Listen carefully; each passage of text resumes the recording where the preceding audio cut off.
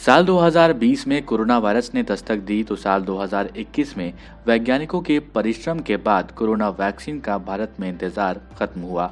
DCGI यानी drug controller general of India ने serum institute of India और Bharat biotech की कोरोना वैक्सीनों के आपात इस्तेमाल को मंजूरी दे दी है। इस वीडियो में हम आपको भारत में आपात मंजूरी दी गई वैक्सीन्स कोवैक्सीन और कोविशील्ड के बारे में बता रहे हैं। Drug controller general of India VG Somani का ये कहना है कि दोनों वैक्सीन्स 100% सुरक्षित हैं। यदि सुरक्षा से जुड़ी थोड़ी सी भी शंका होती तो हम कभी किसी भी चीज को अनुमति नहीं देंगे।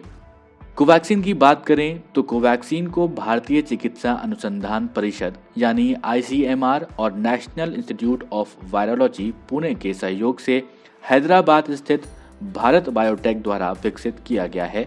ये पूरी तरह से स्वदेशी वैक्सीन है।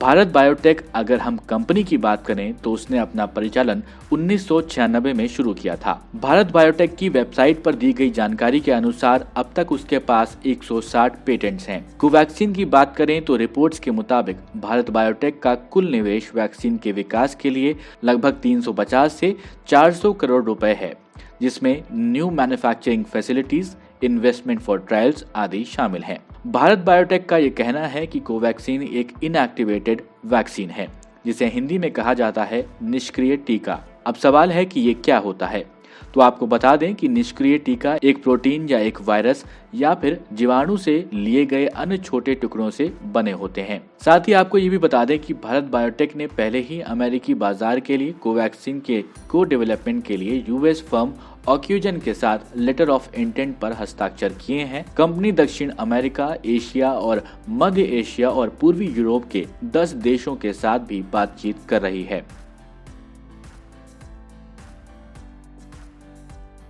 कोविशील्ड को भी DCGI के द्वारा भारत में आपात इस्तेमाल के लिए मंजूरी मिली है।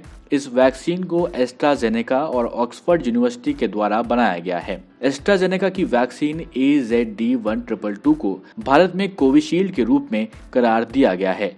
एस्ट्राजेनेका ने सीरम इंस्टीट्यूट ऑफ इंडिया यानी SII के साथ कम और मध्यम आय वाले देशों के लिए अपने प्रायोगिक वैक्सीन की 1 बिलियन खुराक का उत्पादन करने के लिए एक समझौते पर हस्ताक्षर किए थे। सीरम इंस्टीट्यूट ऑफ इंडिया के chief executive officer Adar Poonawalla हैं। उनका कहना है कि एस्ट्राजेनेका ऑक्सफोर्ड कोविड-19 वैक्सीन को कम से कम 6 महीने के लिए नॉर्मल रेफ्रिजरेटेड कंडीशंस जो कि 2 डिग्री सेल्सियस से 8 डिग्री सेल्सियस के बीच होती हैं उसमें रखा जा सकता है। ये जरूरी है कि ट्रांसपोर्ट और स्टोरेज के समय इस टेम्परेचर को भी मेंटेन किया जाए। आपको बता दें कि AZD1222 जिसे भारत में हम कोविशील्ड कह रहे हैं उसे एडनो वायरस जो कि एक सामान्य कोल्ड वायरस है उसके कमजोर और संशोधित संस्करण से बनाया गया है, जो कि चिंपैंजी में संक्रमण का कारण बनता है और इसमें SARS-CoV-2 यानी कोरोना वायरस स्पाइक प्रोटीन की आनुवांशिक सामग्री होती है।